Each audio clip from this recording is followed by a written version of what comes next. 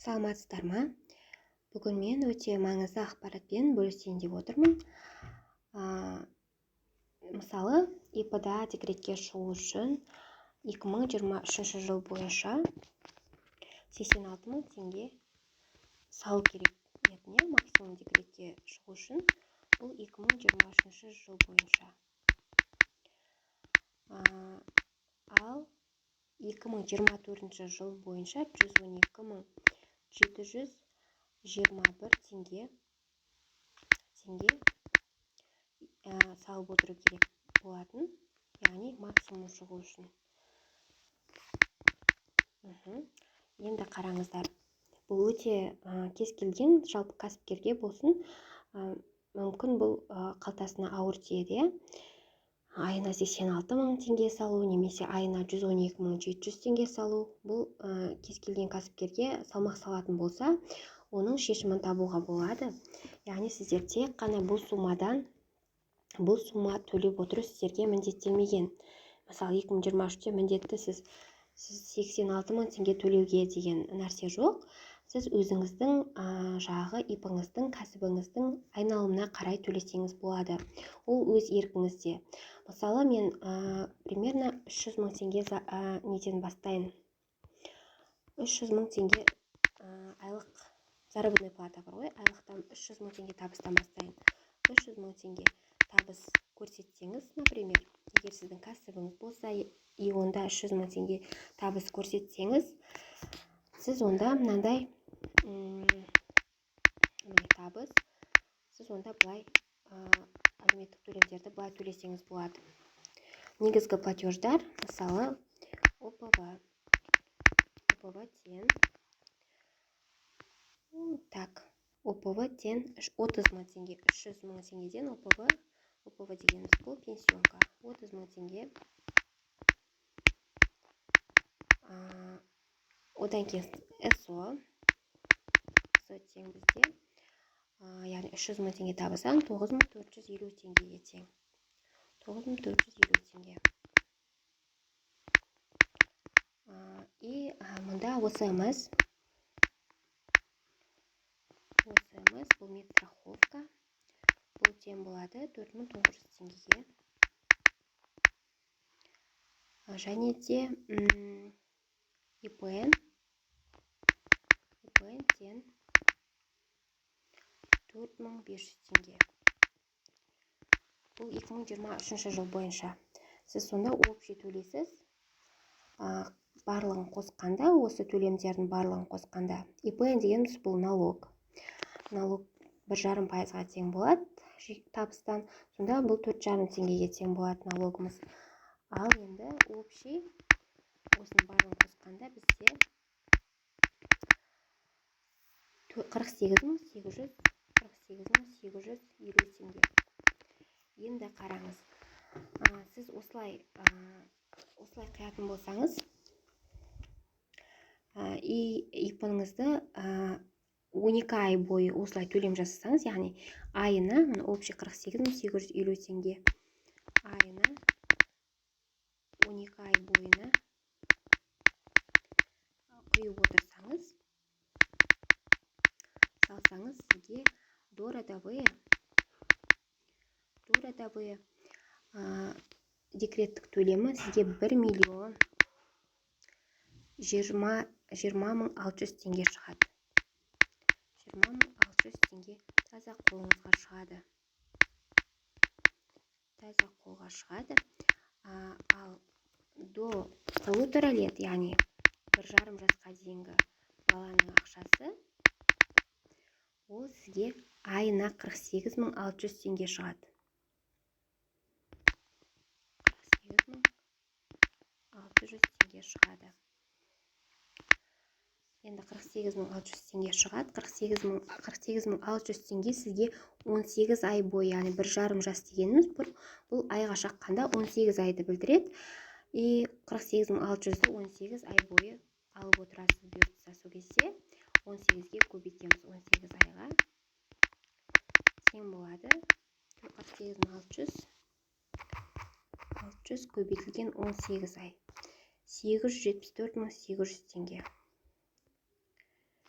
874 мың 874 теңге болады. Егер де сіздер бағанағы депозитте или баланың социальный счетында сақтайтын болсаңыздар, пособие түсетін социальный счетқа сақтап отырсаңыздар, бұл негізі 18 айға шейін баланың 874 мың 800 теңге жиналып қалады екен.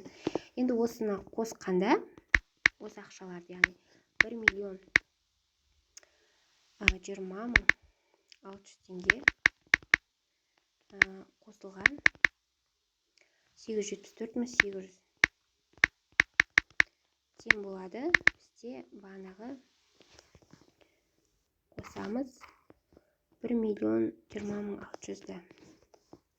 1 миллион 20 мың 600, бұл 874 мың 800, бұл до 1,5 года 18 айдағы ақшасымен 1 миллион 20 мың 600 теңге, бұл до родовой ақшасын қосқанда тең болады 1 миллион 895 мың 400 теңгеге тең болады екен. 1 миллион 895 мың 400 теңгеге тең болады екен. Ал сіздерде мысалы общий шығыс мына жерде мысалы 48 мың көбейтілген 48 мың 850 теңге көбейтілген 12 ай тең болады қаншаға? 48 мың 850 көбейтілген 12 ай 586 мың 200 теңге. 586 мың 200 теңге. 200 теңге шығын, общий шығын. Енді осы общий шығынды мынау общий пайдадан алып тастаймыз. Минус 586 мың 200 теңгені алып тастаймыз. Бағана до 1,5 годамыз мынау. До 1,5 года, то есть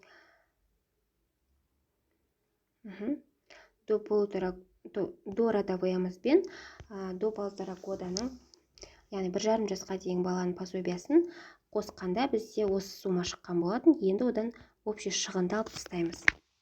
Шығын тең болады бізде 586 мың 200 алынған бағанағы пайдамыз, пайдамыз бізде 1 миллион 895 мың 400 етін.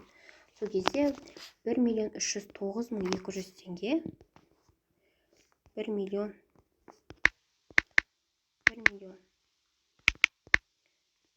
309 мың 200 теңге таза тиімді, таза пайдасы екен қолға. Бұл өте үлкен мүмкіндік деп ойлаймын.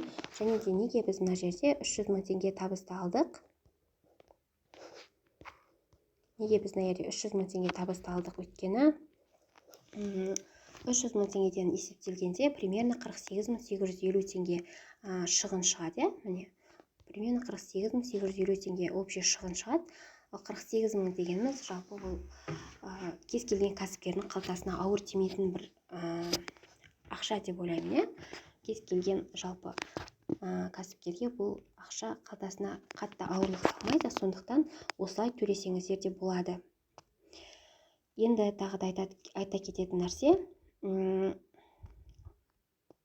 бұл ерекшелігі бұлай шығу үшін, егер де сіз жүктілікті жоспарлап жүрген болсаңыз, соңғы бір жылға, онда ертерек ипіңізді, жаңағы егер кәсібіңіз болса, ертерек ипіңізді официально тіркей беруіңіз керек. Ертерек қамдана бергеніңіз дұрыс. Өйткені бұлай шығу үшін жалпы бір жылға 12 айға толтырып салу керек болады. Сол үшін ипіні алдын ала ашып, ипіларыңызды алдын ала тіркеп қойғандарыңыз абзал. Егер кәсіптеріңіз болса, ипіларыңызды жағы официально тіркей берсеңіздер, сол абзалырақ болады. Сол дұрысырақ болады. Және осы, енді тағы да айта кететін нәрсе, сіздердің табыстарыңыз жетіп тұрған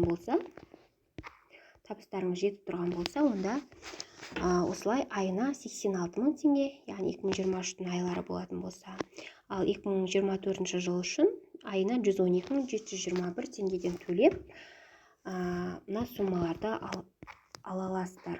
Міне мысалы бұйыртса енді 2024 кіріп келе жатыр ғой бізге. 2024 жылға айына 112.721 теңге салып тұрсаңыздар, егер табыстарыңыз жетіп тұрса, онда сіздерге мына суммалар шығады. Міне бір айға салсаңыз 187.425 теңге шығады.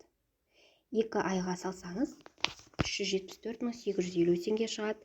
3 айға салсаңыз 562.275 теңге. 4 айға салсаңыз 749.700 теңге. Тағы да, өздеріңіз қарап алсаңыздар болады осы жерден. Өте тиімді, егер табыстарыңыз жетіп тұрған болса, осылай салсаңыздар да өте тиімді. Үлкен мүмкіндік бұл. Егер кәсіптеріңіз болса, кәсіптеріңізді ертерек тіркеп, ертерек қамдағандарыңыз дұрыс. Егер де жоқ, бұндай суммаларға қалтаңыз көтермейтін болса, кәсібіңіздегі табысыңыз жеткіліксіз болса, онда кез келген суммада, жалпы кез келген суммадан былай табысты реттеп алып, кез келген суммадан табыс көрсетіп, осылай төлей берсеңіз болады. Не обязательно на ерде 300 мың теңге көрсетесіз.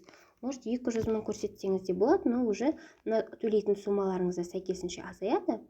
И декреттік төлемінде кішкене азырақ шығады. Барлығы табысқа байланысты.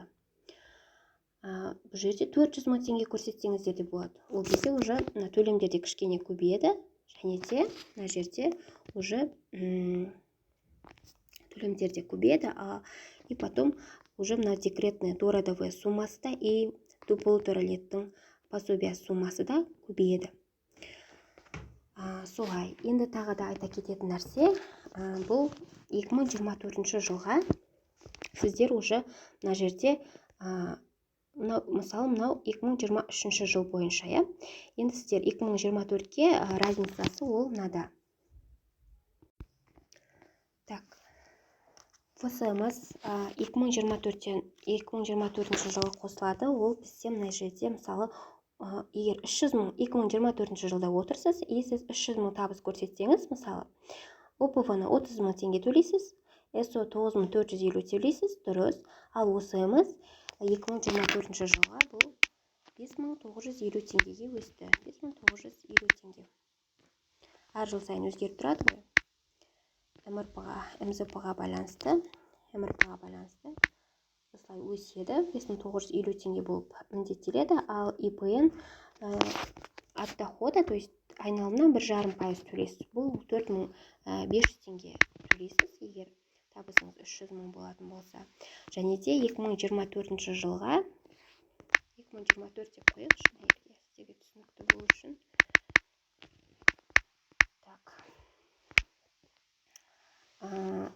Так, ИПН-ді кетті, енді 2024 жылға бізде не деген ОПВР деген төлем түрі шықты. Ол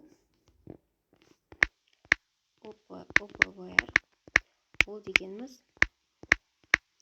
пенсионканың работодательге төлейтін түрі, яғни ОПВР. Обязательно пенсионный взносы работодателя деп айтылады, яғни бұл деген табыстан тоже 1,5%, яғни 4500 теңге. 500 теңге төлейсіздер.